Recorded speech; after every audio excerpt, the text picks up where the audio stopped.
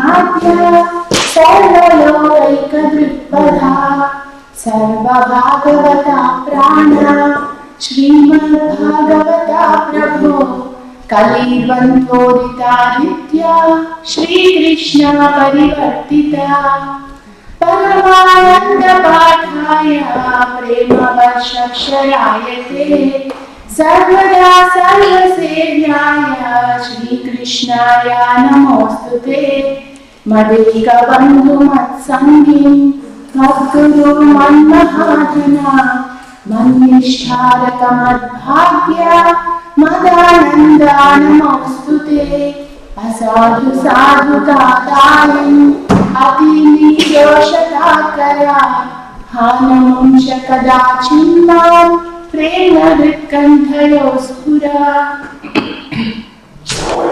नारायणं नमस्कृत्य नरं चैव नरोत्तमं देवीं सरस्वतीं व्यासं ततो जयमुदीरये शुश्रूषोषदधानस्य वासुदेवा कथारुचिः स्यान्महत्सेवया विप्रा पुण्यतीर्थादिसेवना शृण्वतां स्वकथा कृष्ण पुण्यश्रवणकीर्तना हृदयन्त्यस्तोह्यभद्राणि विधुनोति सुहृत्सदा नष्टप्रायेषु अभद्रेषु नित्यं भागवतसेवया भगवती उत्तमश्लोके भक्तिर्भवति नैष्टिकी तथा वचस्तमो भावा कामलोभादयश्चये चेतनेतैरनावृद्धं स्थितं सत्त्वे प्रसीदति एवं प्रसन्नमनसो भगवद्भक्तियोगतः भगवत्तत्त्वविज्ञानं मुक्तसङ्गस्य जायते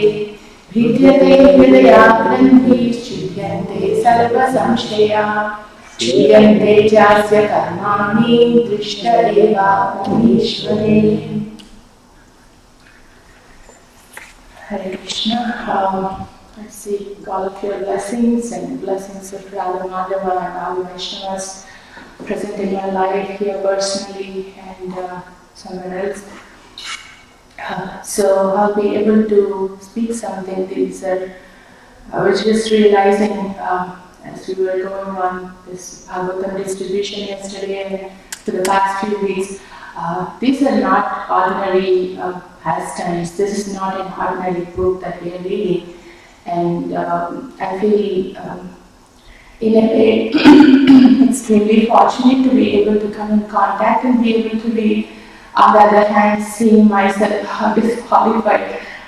It's actually increasing my gratitude to what Prabhupada has given. So in that mood, I seek all of your blessings for me to be able to share something, what I have heard from Guru Maharaj and other wonderful Vaishnavas. So we will read from Srimad Bhagavatam, Canto 1, Chapter 3. Krishna is the source of all incarnations. Text 16. Surasuranam Udadim Matnatam Mandaracharam Dadre Kamatarupena Prishta Ekadashe Vibhuhu Surasuranam Udadim Matnatam Mandarachalam Dadre Kamatarupena Prishta Ekadashe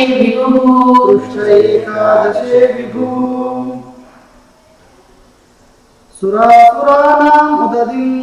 Surasuranam Udadim Matnatam Mandarachalam Dadre Kamatarupena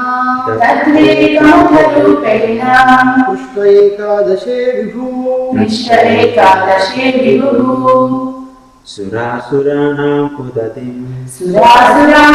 Udadim Matnatam Mandarachalam Dadre Kamatarupena Prishta Ekadashe Vibhuhu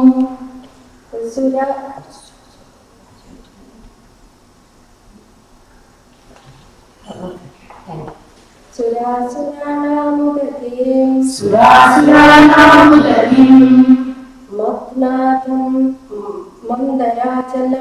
Matnatam Mandarachalam Dadre Kamadharupena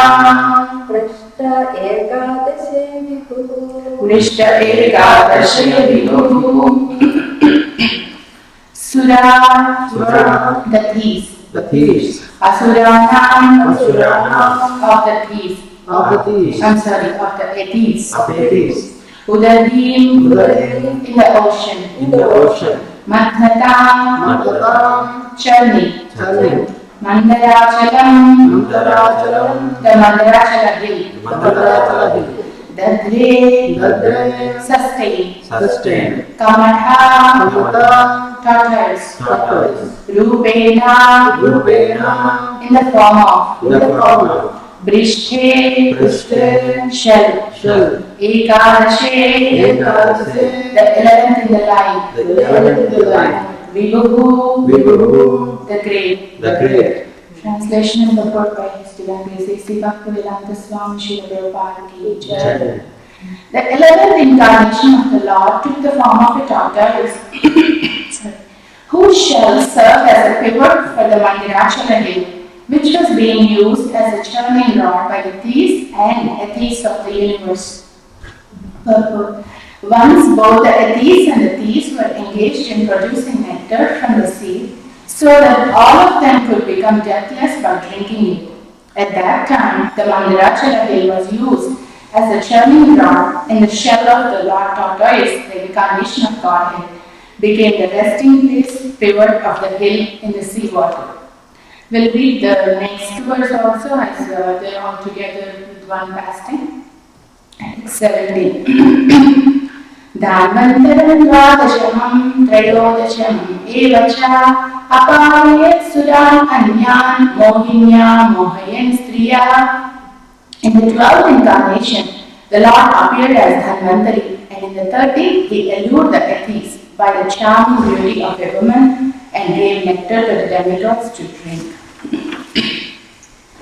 Om Ajnanatimirandasya Jnananjanashakaya Chakshurunmilitam Yena Tasmai Shri Gurave Namaha Shri Chaitanya Manobhishtam Sthapitam Yena Bhutale Swayam Rupa Kadamahyam Dadati Swapadantikam Vandeham Shri Guru Shri Yuta-padakamalam Shri Guru Vaishnavamsya Shri Rupam Sagrajatam Sakala Raghunadanitam Stam Sajivam Sadvaitam Savadutam Parijana Sahitam Krishna Chaitanya Devam Shri Radha Krishna Bhagavan Sahagana Lalita Shri Vishakhamnitascha He Krishna Varna Sindhu Dinabandho Jagatpate Gaupesha Gopika Kanta Radha Kanta Namostute Tapta Kanchana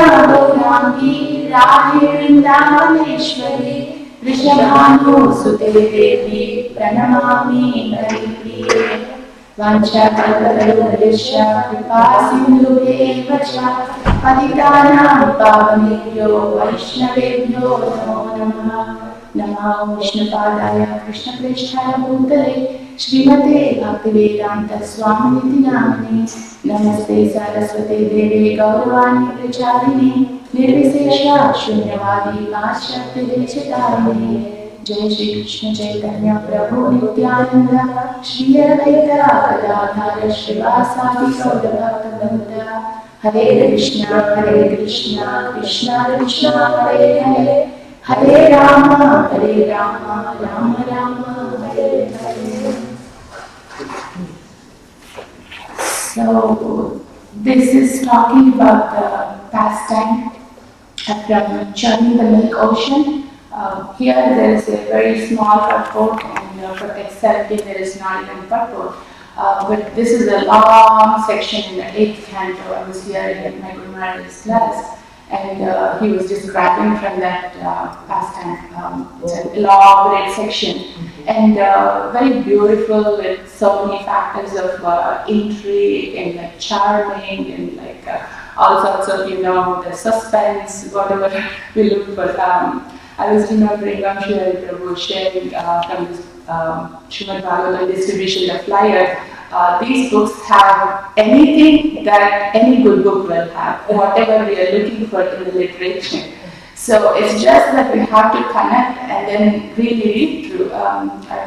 We were talking to someone last evening in the book distribution and they were like, yeah, that's true, but these books, kids may not really be interested because it's like philosophy and things. Then I was trying to explain them, this is what it is. Unfortunately, we don't know what is inside because of the way we are brought up and we're not able to connect to what we have been given. Especially, I was appreciating in terms of, I have heard all these stories as a child, but when I'm reading Srila Prabhupada's books, the way he is connecting, it's very, very beautiful. The way he's bringing up the details, and some of the things are like so eye-opening, the way the pastime unfolds. So just before starting, I just have this. So please bear with me. I have a couple things. I will be going back and forth reading multiple references. Yesterday, Vrindavan was discussing about this law taking different forms, not even human form. Apparently, these kind of forms, which we may consider very low, and we may wonder what is happening, why the Lord is taking such kind of lower levels of form. And here Prabhupada beautifully describes, this is from the 5th canto. Shukadeva Goswami continued, in Hiranyavarsha, the Supreme Lord Vishnu lives in the form of a tortoise, Kurma Sharita. This most dear and beautiful form is always worshipped there in devotion service by Aryama, the chief resident of Hiranyavarsha, along with other inhabitants of that land. They chant the following hymns. So Prabhupada explains in the purport, the word Priyatama, dearmost, is very significant in this verse. Each devotee regards a particular form of the Lord as most dear. Vrindavan was explained yesterday. Satyavrata was worshipping the Lord in the Matsya form. So to please the devotee and reciprocate in that way, the Lord actually took that form. It's very wonderful to think of. Because of an atheistic mentality, some people think that tortoise, boar, and fish incarnations of the Lord are not very beautiful. They do not know that any form of the Lord is always the fully opulent personality of Godhead. Since one of his opulences is infinite beauty, all the Lord's incarnations are very beautiful and are appreciated as such by devotees. Non-devotees, however, think that Lord Krishna's incarnations are ordinary material creatures, and therefore they distinguish between the beautiful and the not beautiful. A certain form of the Lord is worshipped by a particular devotee because he loves to see that form of the Lord. As stated in Brahma Samhita 533, Advaitam Achyutam Anadi Mananta Rupam Adhyam Purana Purusham Navayavanam Cha. The very beautiful form of the Lord is always youthful. Sincere servants of a particular form of the Lord always see that form as very, very beautiful, and thus they engage in constant devotional service to Him. So that's really giving us impetus how it's connected. So that's really something I'm appreciating in Prabhupada's books, how he's connecting us to the transcendental nature. Otherwise we would be like, the first time I read this chapter, I was sharing when Mataji was giving the class. The first time I read this chapter without the purpose of course, just a translation, it's like, okay, yeah, this incarnation, that incarnation, okay, fine, so what? It's like, just in terms of, just on a superficial level, really. But when we are able to really go deep and understand what is the essence, why Lord has taken this form, and really be able to connect and meditate, it's so amazing. I mean, how we can really understand it's explained the Lord is so inconceivable and we cannot understand. And I have heard Lord will reveal to you. I always used to wonder, what does it mean, Lord will reveal to you? How does it reveal? How do I understand? Okay, they're telling. I'm kind of hearing with that initial faith, but I can't really relate to any of this. But when we are reading this, so that is one way I was hearing Gurendra was beautiful classes on Queen Kunti's prayers. He was explaining, reading Bhagavatam doesn't mean that, okay, I'm reading a completed chapter, this thing or that thing. But when we're really able to go deep and study and really meditate on that, that's when we can really understand. And that's what, I was just thinking about it, I was thinking, it's the last time, okay, Kurma he came and he had Nagarajana supporting. So what is there for us?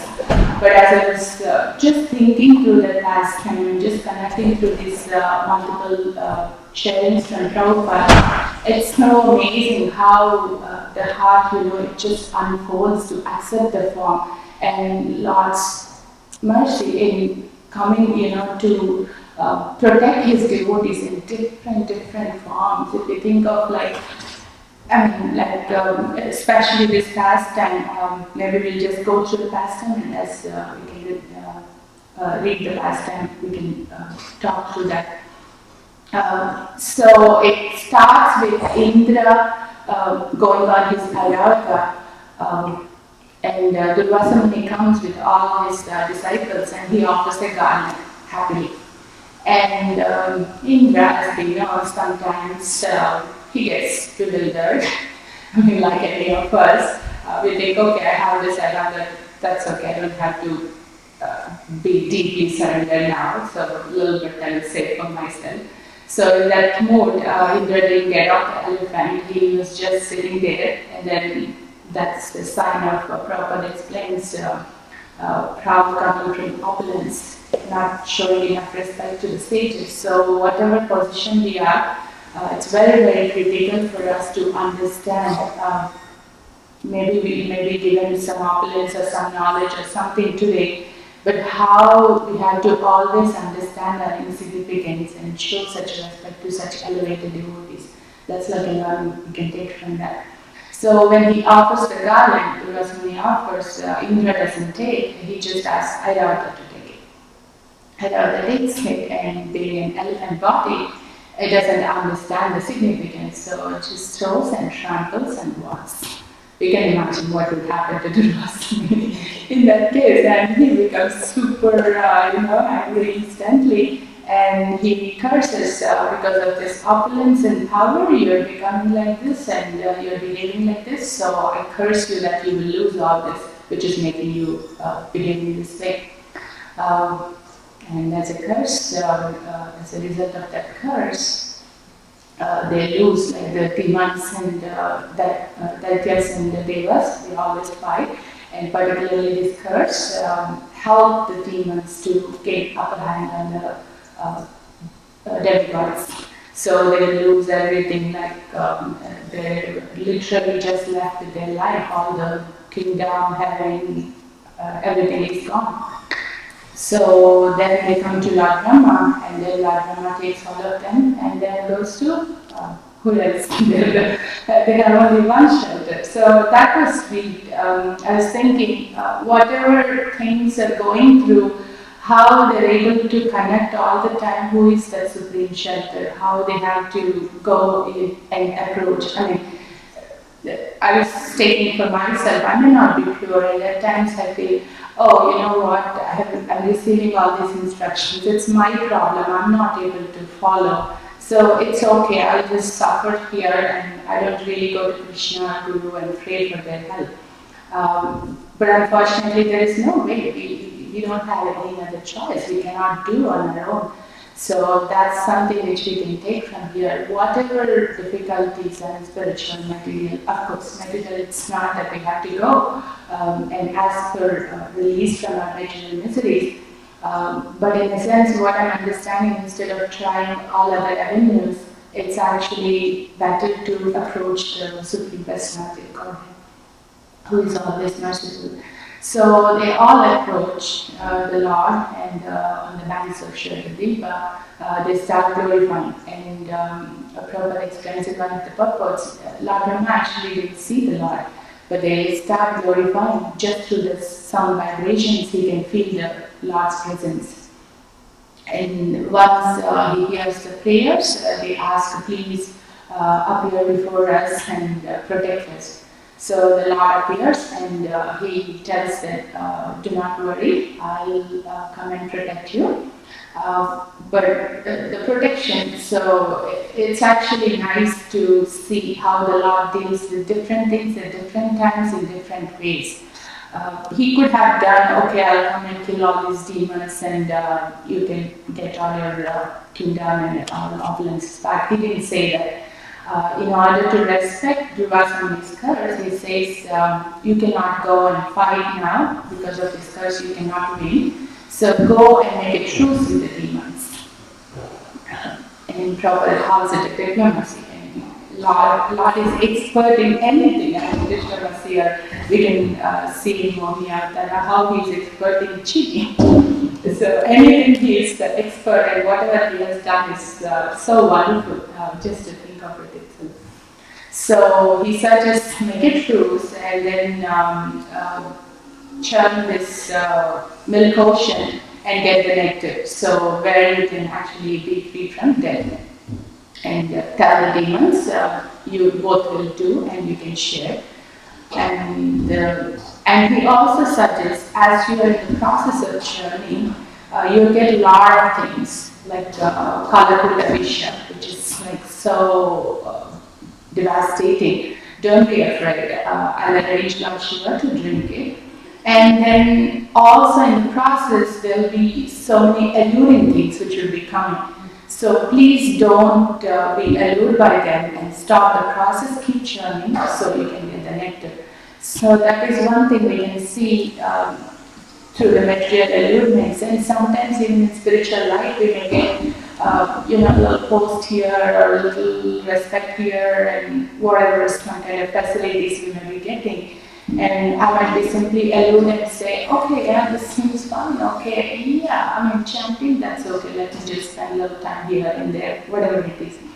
But we have to always keep that goal in mind. So, either for material or spiritual life, that was such a nice instruction from the Lord He is giving. When you have a goal in mind, don't just stop with the things intermediate, seemingly alluring. And it's also displayed so wonderfully by Lord Hanuman's pastime, how he didn't get bothered, whether it is distracting or alluring, he didn't bother, but he kept continuing to the goal of finding Mother Sita. So Lord advises that, and then they all go back and talk to the demons. They say, okay, this seems good, and these guys are coming back and telling, so they'll do their discussion. But they're kind of enticed by that idea. They will also get the nectar and they can be freed from death. And they cannot do on their own, so it's like a collective power. So here is where Lord actually displays those pastimes. So they need to know how to churn. It's like a huge ocean. Then they say, okay, Lord only suggests, okay, you go bring the Mataji and then Vasiki as a rope, and then you start churning. Then they wanted to bring Mataji, all of them collectively, I don't know how many numbers, like thousands and millions of demigods and demons, all of them will be like holding this Mataji, and then on the way, it just like, they just drops it, like they couldn't carry it anymore. And Prabhupada explains, many of the demons and demigods, everybody like got trampled under that. And then the Lord comes. It's like so sweet just to think of these pastimes, how the Lord is like, instantaneous. And it's not even like, okay, let them suffer for a little bit and then I'll go. Immediately he comes and then he says, I'm here to help. He comes on the Garuda. So these many demigods and demons, we can understand how powerful they are, like Hiranyakashipu and like all these people, they couldn't carry it. And the Lord gets it and keep it on the top of Garuda and then they'll carry it. I was thinking the strength of the art and strength of Garuda just to keep that Mandara mountain and then be able to take it. So he takes it and keeps it in the ocean, and then they'll let the Vasuki, and then there'll be a little discussion. Okay, who will hold the head part, who will hold the tail part. Demons being the upper hand, they have the first choice, and then like, oh, we are like the upper hand, we have a higher choice. We don't want to go to the tail part, which is not very nice. We want to be the head part. And then Lord was smiling and saying, it's okay, let them take it. He suggested demigods. So once they start, it's like from Vasuki's mouth, the burning flames will be coming and they will all be like, I mean, it's a beautiful thing just to read, I was thinking for us as well as the kids, I'm sure they will be attracted to the Bhagavatam like read these stories. Very wonderful, more than any of these, Harry Potter or Star Wars or any of these, more than any of that intrigue and suspense and Hulk. So then they start churning, and once they start churning, they're not able to do, their strength is not enough. And then the Lord takes up the form of Ajita, and he also tries to, and then they're able to have the strength and then churn. And after a little bit of time, the Mandara mountain starts sinking.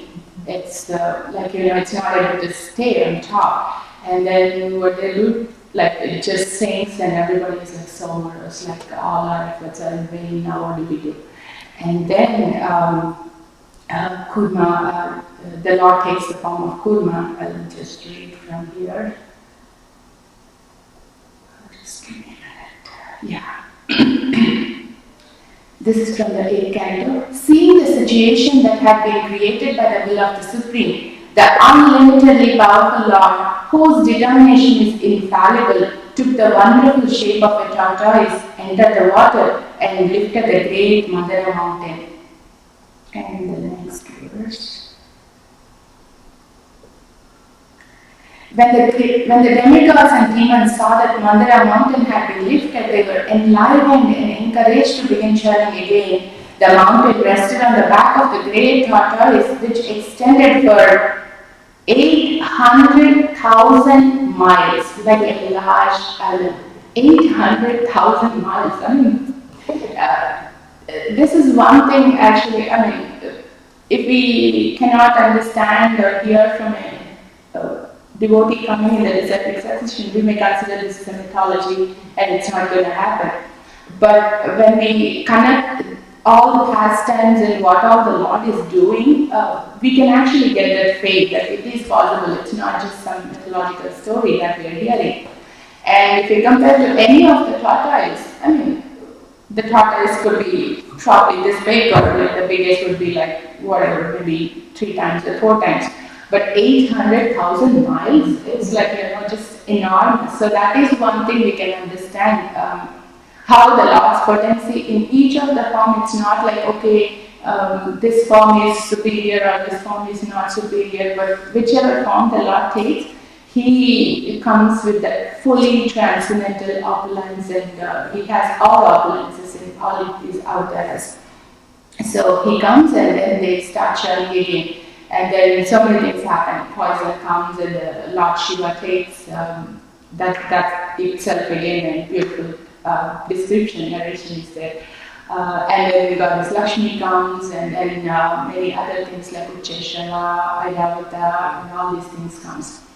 And then they keep churning. So they get a little allured by here and there, but they keep churning because of the Lord's instruction to them. They keep following that, and then they keep churning. And after that, the Dhanvantari appearance. So Dhanvantari is, sorry, I just want to read directly from this.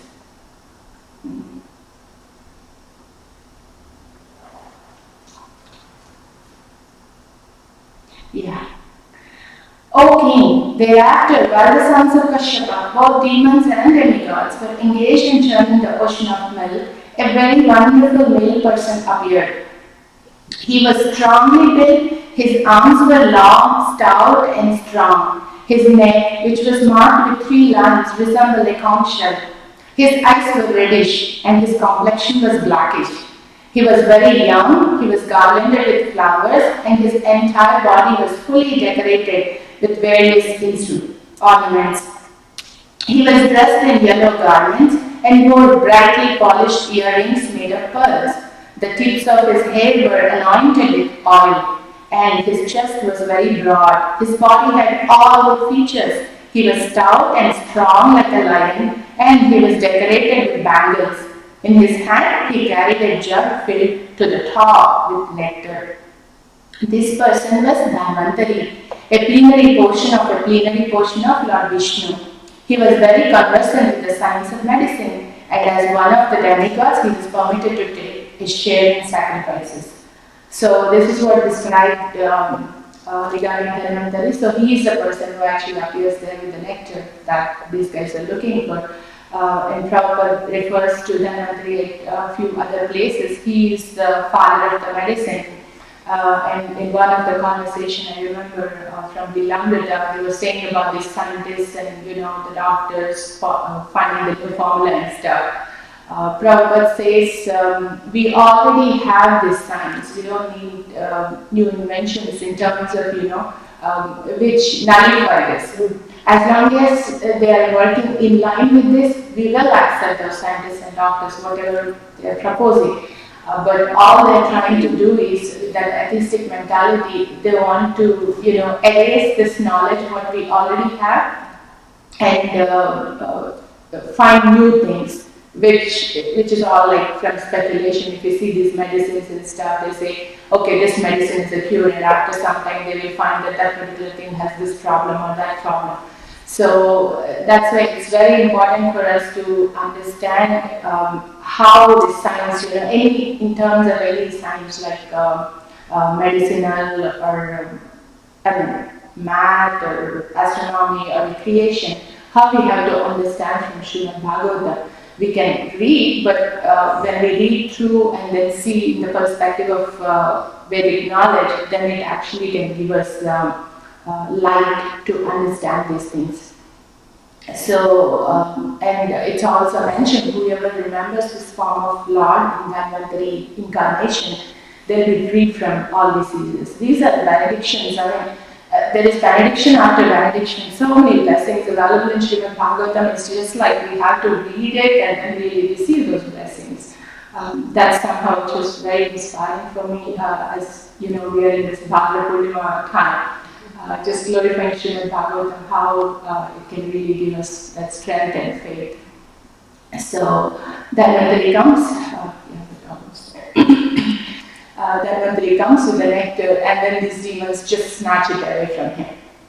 And then they were like so happy, and the demigods were like looking, so what do we do now? And then again the Lord comes and says, okay, don't worry, I'll take care of this, I'll protect you this time also. And then it's very nice in one of the purports, Prabhupada explains these demons, when they had the jug of nectar, they could nicely share and drink, but just that atheistic mentality, Prabhupada explains it very beautifully. Each of us want to, when we are in that kind of mentality, each of us want to satisfy our senses first, instantaneously. So they started fighting among themselves, I want to drink first. And then the weaker demons, they're not able to fight and argue against the strong. So they were trying to come up with, poor demigods, they also have worked with us, so why can't we share it with them? So that they also get a share and everybody can get it. So they would be going through that fight. Really tempted to read this Mohini from here. Few of the verses would probably just just discuss. So then the Lord comes. This is a form. It's not actually comes under the eternal forms, but just Lord takes as needed, the Mohini Avatar.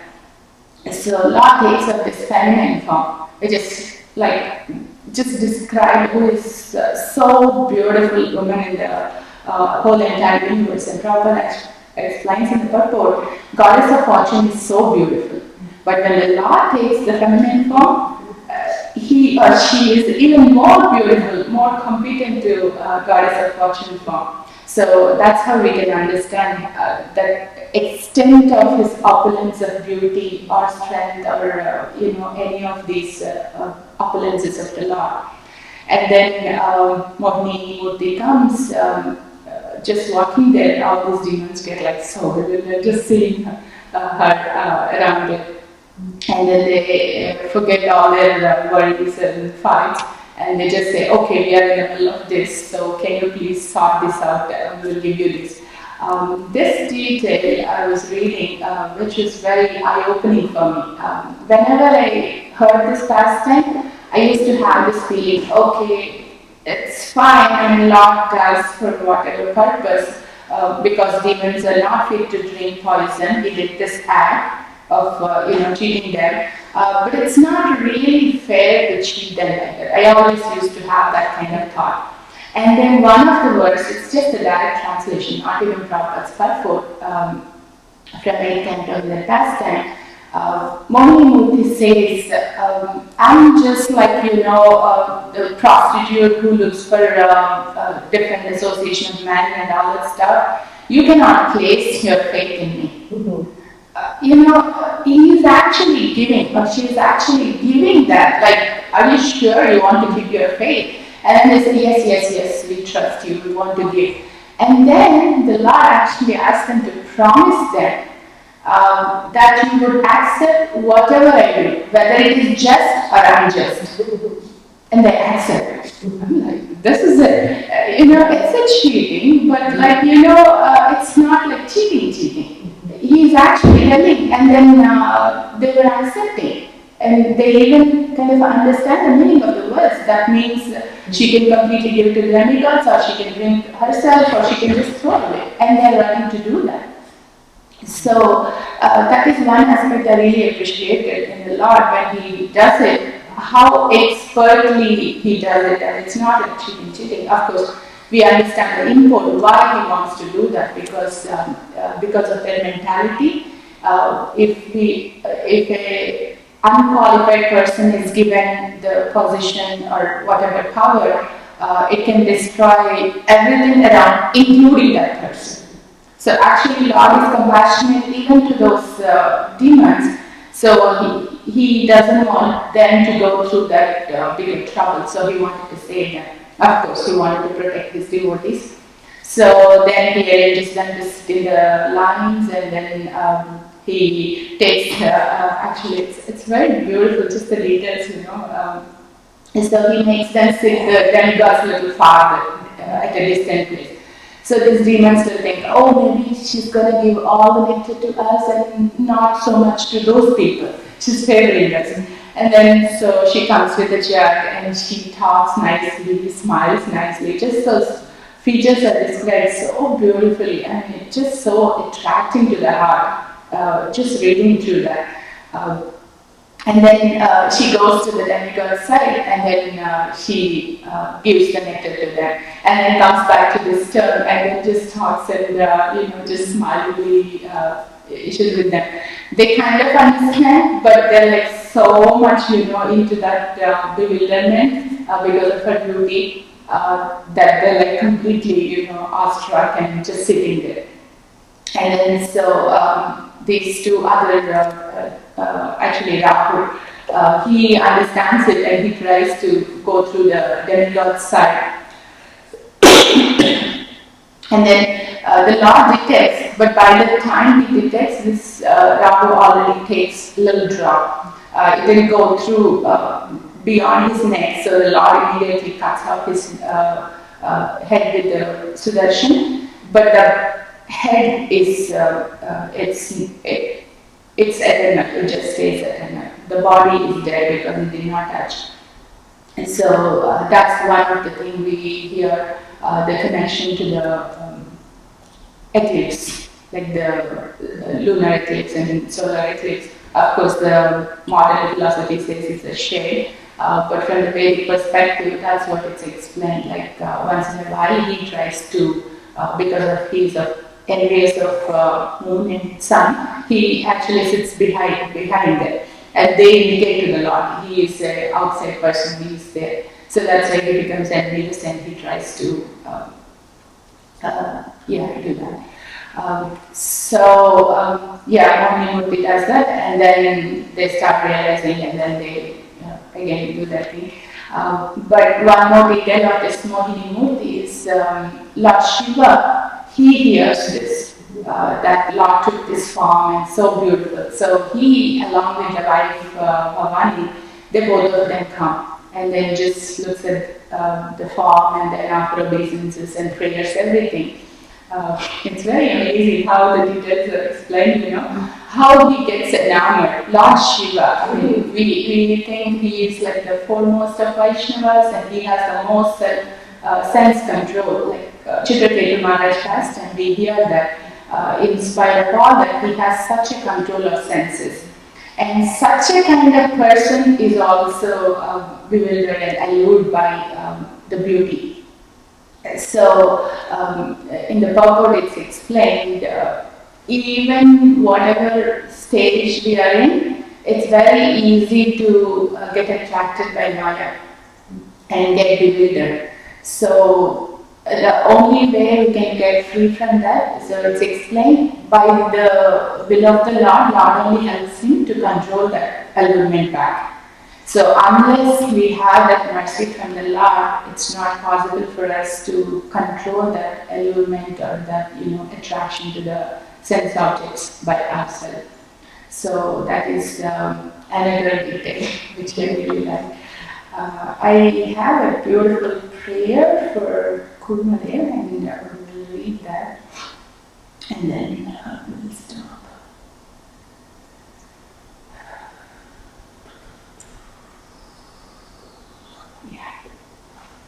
Yeah, this is from the 12th canto. When the Supreme Personality of Godhead appeared as Lord Kurma, a tortoise, his back was scratched by the sharp-edged stones lying on the massive, whirling Mount Mandara. And this scratching made the Lord sleepy. May you all be protected by the winds caused by the Lord's breathing in the sleepy condition. Ever since that time, even up to the present day, the ocean tides have imitated the Lord's inhalation and exhalation by piously coming in and going out. At times, we alleviate an itching sensation by blowing upon it. Similarly, Srila Bhaktisiddhanta Saraswati Thakur explains, the breathing of the Supreme Personality of Godhead can alleviate the itching sensation within the minds of mental speculators, as well as the itching of the material senses of conditioned souls engaged in sense gratification. Thus, by meditating on the windy breath of Lord Kurma, the tortoise incarnation, all categories of conditioned souls can be relieved of the deficiencies of material existence and come to the liberated spiritual platform. One must simply allow the pastimes of Lord Kurma to blow within one's heart like a favorable breeze. Then one will surely find spiritual peace. So, yeah, there are many other details. It's very wonderful just to read these pastimes. The other thing I was really appreciating from Bhagavatam, how page after page, chapter after chapter, it's described how the Lord is so merciful to the devotees. And as we were sharing this Srimad Bhagavatam, Ankita Mataji, myself, and Kangaraj Prabhu, we went last evening to a few houses. We couldn't give even a single book, but it was so energizing, like, so amazing. And Kangaraj Prabhu said, Mataji, I thought it would be so frustrating as we couldn't distribute any books. But on the contrary, I'm feeling so enlivened and energized. What is this? So it was really nice when we glorified Srimad Bhagavatam and somehow at the time to the Lord, it could give, mental, physical, and Ankita Mataji was sharing, she had a long day of work. And she says, before coming to the book distribution, I was feeling so down and dull, I thought I'll just take rest. But she wanted to go somehow or other, and then I said, okay, let's go. So she said after two and a half hours of just being on the float and going around, of course we were connected to Srimad Bhagavatam. She said, I'm feeling so energized now, all the fatigue, everything is gone. I mean, literally I was thinking of these benedictions that Bhagavatam gives. You will be free of miseries of life, you will be free of this, you will be free of that, you will be liberated. It's literally coming in true as I was, thinking about these instances, how just by that connection and having a sincere, tiny bit of sincere desire to somehow serve Vaishnavas and Guru and Srila Prabhupada, it's so amazing. So much is there really if you want to connect.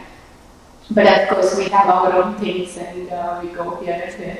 But it's definitely very nice to be able to connect Srimad Bhagavatam and think of Krishna's merciful nature. Just other thing I remember now. The first time Krishna is introduced in Srimad Bhagavatam, same thing with Bhagavad Gita, he's introduced as Arjuna's charity. And it's the same thing with Srimad Bhagavatam also. It's the 7th chapter, 22nd verse in first canto, where Arjuna prays Krishna, Krishna Mahabaho, Bhaktanam Abhyankaram. So Krishna is actually not being introduced as this supreme opulent person sitting in Vaikuntha with everybody doing things, worshipping him. He's not introducing himself. I mean, this is about him. He could inspire Vyasadeva to introduce the main character and hero of this book in whatever way he wants. But he is choosing to introduce himself in that relation to serving his devotees. So we can actually meditate on that and really take the shelter. Who is that person I'm taking shelter of? If we can really understand and connect to that, I was personally feeling, I think my faith and surrender can get deepened with that. Yeah, just these are some of the sharings. Kindly, any suggestions, corrections, anything else? So, Mike. behind. Oh, sorry. See, the Purna Avatar is not an earthly classroom. I mean, on this earth it is not taking place. Right? That's what I understand. So, is it like churning in the ocean, right? It's not on this planet. Milk Ocean is not an earthly planet. So the reason I was trying to understand that, 800,000 miles and all. So with a mile, understanding okay, this earth is like this much big, but the creation compared to the creation study, evening I was telling this doctor, I'll show it to him. So I was just trying to relate to that. So with our understanding, if we try to see, maybe the kind of dimensions that the demigods, even the God has like completely different. I can think only this much. Yeah. Right. So that way I was trying to. Even that Mandara mountain, right? Like it's, compared to any of these Himalayas or these things, I don't know the exact details, but it could be like hundreds or thousands times bigger. And the Lord is able to take it and keep it on the Garda and then keep it in the ocean. So,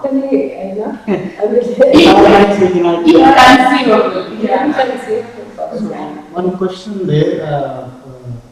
We understand that I think initially we explained very nicely, kindly. Airavata, he was there, Indra and Airavata appearing again while chanting in the ocean, including even the Lakshmi. Yeah. So, how to understand that? Yeah, actually, I was hearing Guru Maharaj's class, His Holiness Swami Maharaj. He was beautifully explaining that one thing, and I got like, what is this? There is the goddess of fortune, she's always there. Even Dhanvantari, all the things, Cheshwara, Varni, and all these things, they are already there. They're always there. It's not that this is the first time they are appearing. They are appearing through this ocean for a certain purpose, whatever purpose. So that's how Maharaj was explaining. When they're appearing, it's like they keep appearing again and again. Right? Dhanvantari also, elsewhere in Bhagavatam it was explained, he is born as a son of a king, I forgot the name. So he is in the kingdom and he actually writes down all the books and everything. So when they take appearance different times, So the appearance different. So this is one of the appearance like that from the churning of Milkosh. That's what I got from the class. Yeah, I had the same point. You have it. Any sharings? That's very nice. You feel every minute. So nicely describing the pastime. Thank you. The churning of the milk ocean, you see how the Lord is, as you described yourself, He is the actual doer. I mean, He is simply, He Himself given so nicely. He will ask the Karna to sit far from the place because he will see vast. Yeah.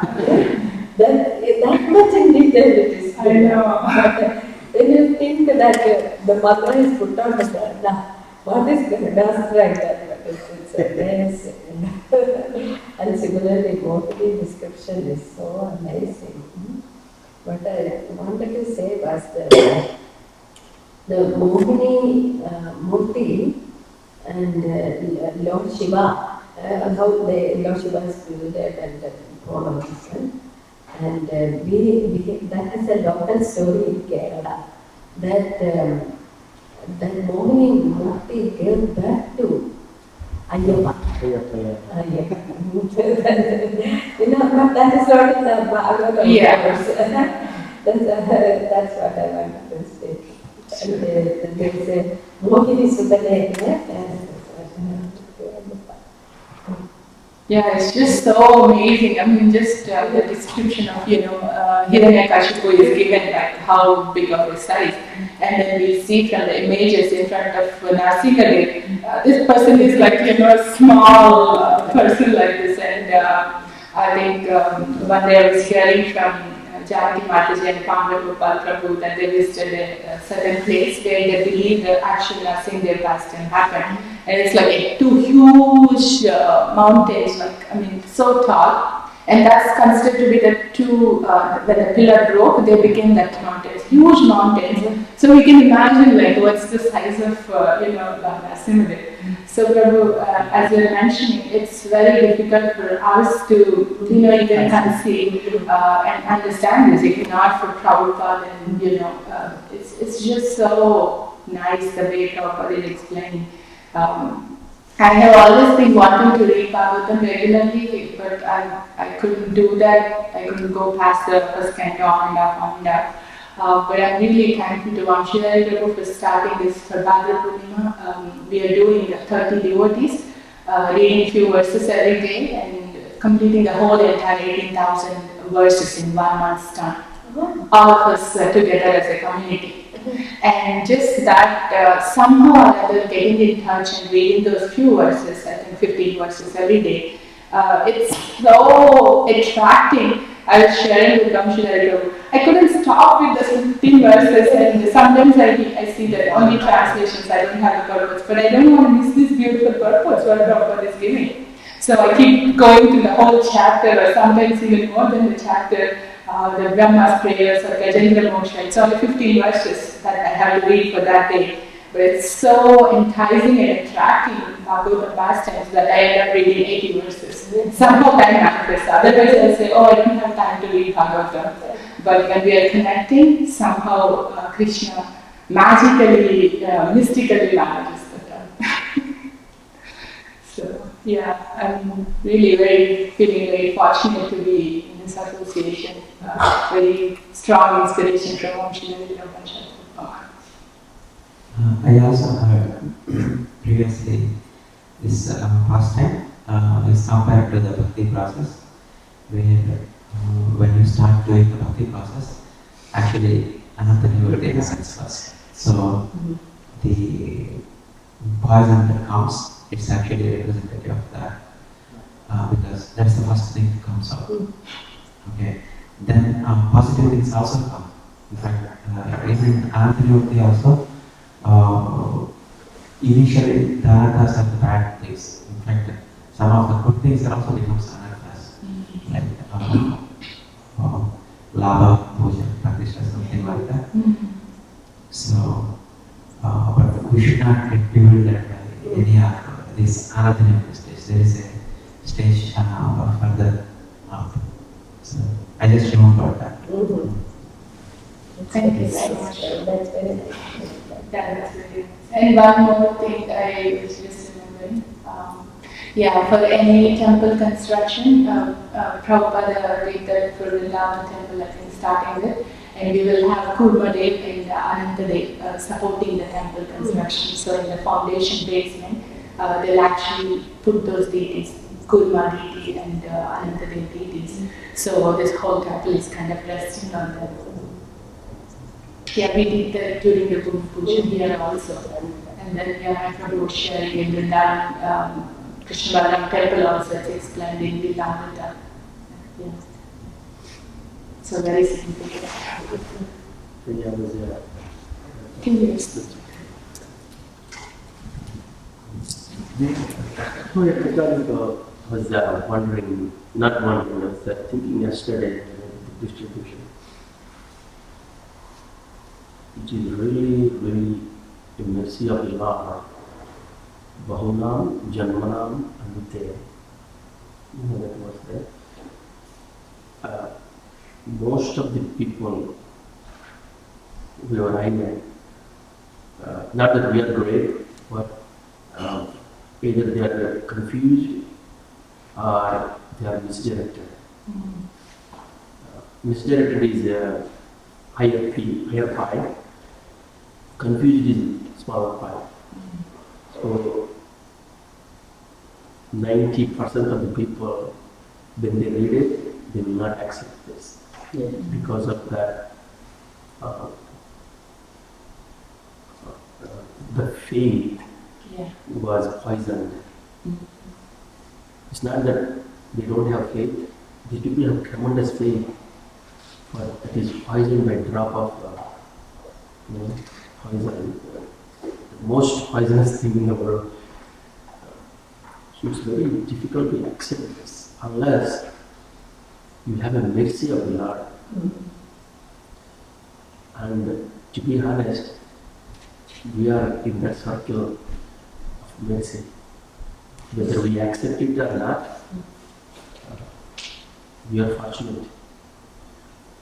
They may say, what is the guarantee that your faith is not right? They question that. I was talking to you yesterday, this is what happens when I go to Buddhist. I'm stuck somewhere and Mataji, Prabhu, what are you doing? I spent like 40 minutes with one guy on the road. He's like a Muslim guy. So I was talking, he's talking, and Mataji. So it is not about convincing them. It is, my intention is to see how far this guy can go, how far this can understand what I'm talking. I'm not trying to convince him, I'm trying to understand what is his in mind. My realization is, poor soul, poor guy, affected by YouTube. Why can't they just open the book and read? I challenge him, you read the Bhagavad Gita as a challenge, not for the knowledge. And he is not willing to do that. Because he is so much attracted by YouTube. And he thinks that is true. The faith. Yes. Oh my God. And our faith also tested every moment to moment. If you observe, our faith is tested every moment. Amazing. When the things are happening, step back and watch. You can watch our faith. In fact, I remember one thing from sharing Prabhu. Thank you for sharing Prabhu. It's like, we can have a whole day of session just sharing from book distributions. It's so amazing. Vaishnavi Prabhu says, it's not that you're going out to do some benefit to somebody else. It's actually for benefiting my own faith and our own devotional service. It's like, as you're sharing my appreciation for this process and for Prabhupada and gratitude, it's like immense. So anyone who wants to deepen their bhakti or surrender and really understand what we are getting, I would highly recommend just go on with this recent experience. Quran talks about everything came from nothing. And that is what supports scientists. Big Bang theory. I said, show me the verse where it Quran says. And he says, oh, it is there. They did not show. Where is it? Something. I said, okay, can you bring something out of nothing? You can't really bring your grass on your floor. And he's like, no, it's not like that. Everything comes from nothing. Good luck. I'm sure if they really differ and go deeper into the scriptures, Shadrupa Mataji, which was shared yesterday, Prabhu was describing Matsyavatara, and in the Bible actually it's described as 7 days and everything. Noah's Ark. Yeah, so if we really go deep into the scriptures, either Quran or Bible, and really connect and hear through that unbroken descent succession, we would actually come to the same conclusion. I was 40 minutes, I was like, wow, Krishna, you see. But I came to know what other people think. Right. You said our faith, I got bewildered some in between, but it's a good conversation. That guy Krishna must was funny. I mean, I am crazy, so Baba talk to this guy. It's so nice. So going back to the point, to understand Bhagavatam, Bahunam Janmanam, and I want to congratulate all of us. We are in that circle where we accept it. So great. Thank you, Srimad. Thank you so much. Hare Krishna.